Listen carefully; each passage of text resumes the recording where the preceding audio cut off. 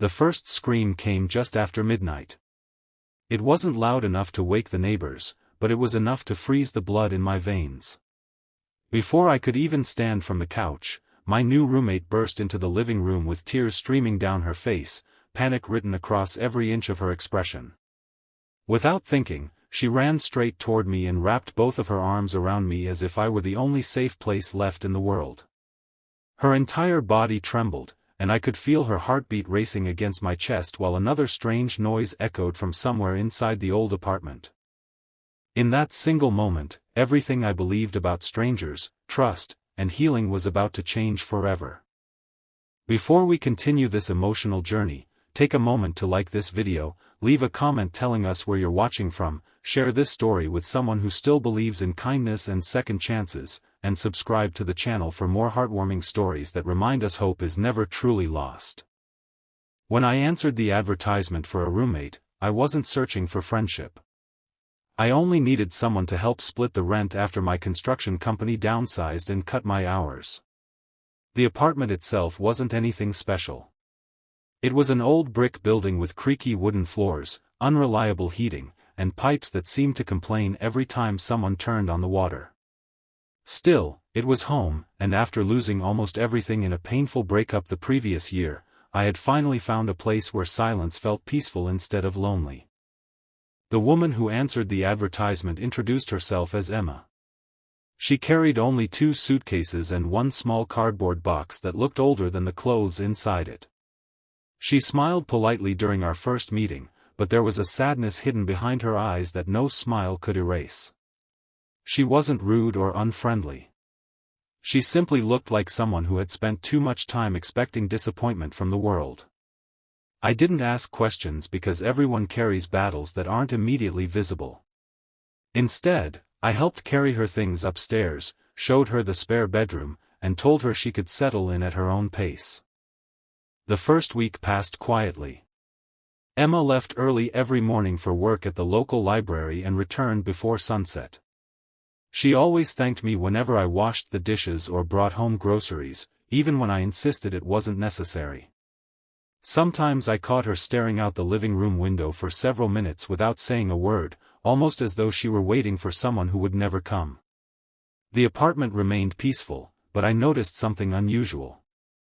Every unexpected sound made her flinch. A door closing too hard, thunder outside, even the microwave beeping caused her shoulders to tense. I wondered what had happened to make ordinary noises feel dangerous, but I respected her privacy. I knew too well what it felt like when people wanted answers before you were ready to speak. One rainy evening, the power flickered twice before finally staying on. Wind pushed against the windows, making the entire building groan under the pressure of the storm. We laughed nervously about how old the apartment was, and for the first time since she moved in, I saw a genuine smile cross her face. It lasted only a few seconds, but it gave me hope that she was beginning to feel comfortable. Hours later came the noise. It sounded like heavy footsteps above us, followed by a loud crash that shook the ceiling. My first thought was that something had fallen in the upstairs apartment, but before I could investigate, Emma's terrified scream echoed through the hallway. She wasn't simply startled. She looked completely overwhelmed by fear.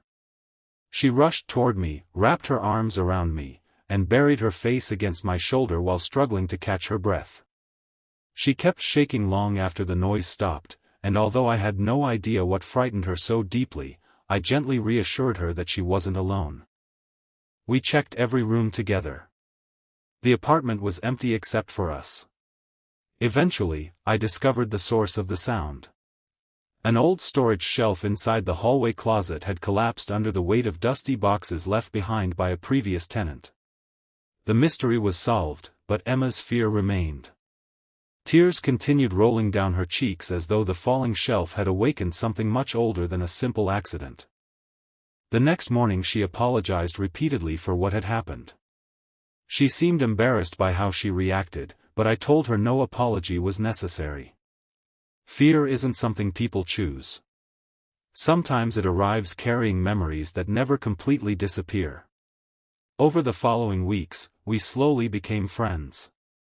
We cooked dinner together after work, argued playfully over whose turn it was to clean the kitchen, and watched old movies during rainy evenings. The apartment gradually transformed from a place we merely shared into a place that genuinely felt like home. One evening Emma finally trusted me enough to explain what had happened. Several years earlier she had been trapped inside her childhood home during a violent break-in. She survived physically, but the experience left invisible wounds that no doctor could easily heal. Loud noises became reminders of that terrifying night. Darkness made her anxious. Unexpected footsteps sent her heart racing. Even after therapy and countless attempts to move forward, fear still found ways to surprise her. As she shared her story, I realized how much courage it must have taken simply to rent a room with someone she barely knew. Every day she chose trust despite everything her past had taught her about danger. Her honesty encouraged me to reveal my own struggles. After my engagement ended, I had convinced myself I wasn't worth loving. I buried myself in work, avoided friendships, and spent nearly a year believing loneliness was safer than risking another broken heart. We laughed at how two strangers carrying completely different scars somehow ended up sharing the same apartment. Healing didn't happen overnight. Some nights Emma still woke from nightmares.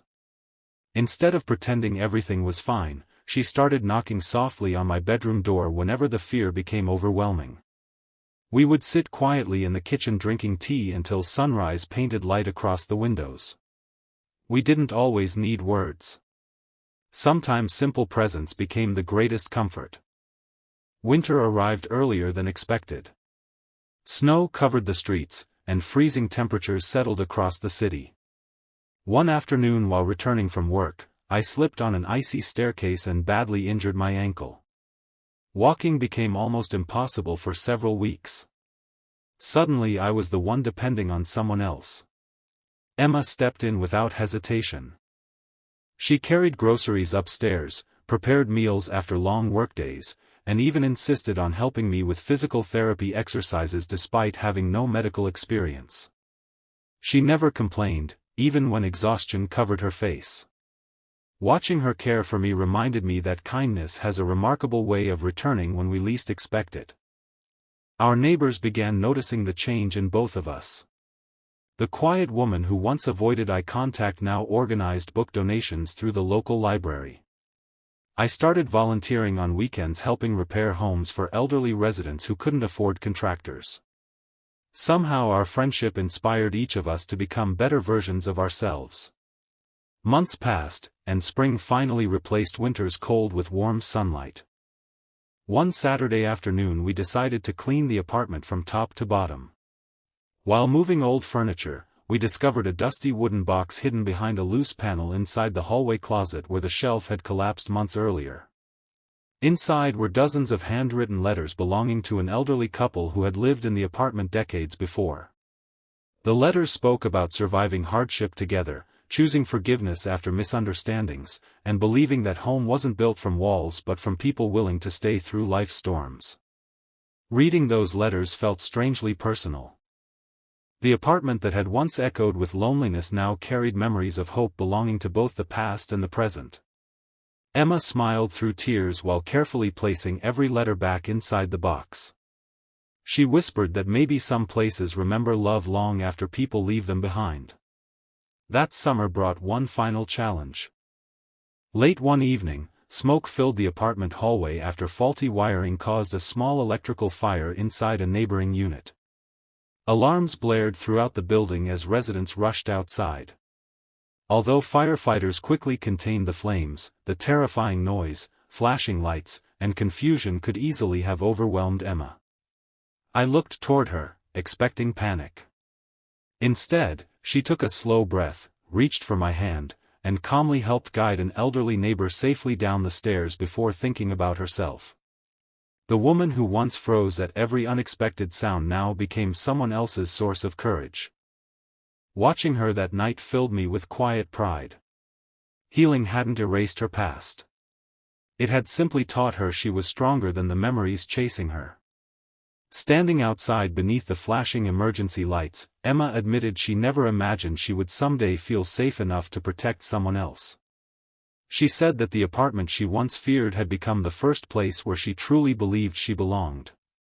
That simple confession stayed with me long after the fire trucks disappeared. Sometimes life doesn't send heroes wearing uniforms or carrying impossible strength. Sometimes it sends an ordinary stranger searching for a room to rent. Sometimes it sends someone willing to listen without judging, to stay instead of leaving, and to remind another person that broken hearts can still become homes for hope.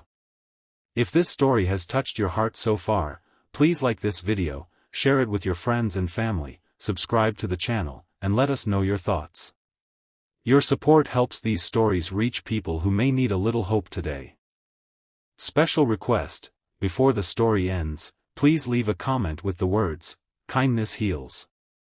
We'd love to know how many people still believe compassion can change a life. Years have passed since that unforgettable midnight when Emma ran toward me after hearing a frightening noise. Whenever I remember her terrified face and the way she held on as if the world were falling apart, I also remember everything that happened afterward. That single embrace wasn't a sign of weakness.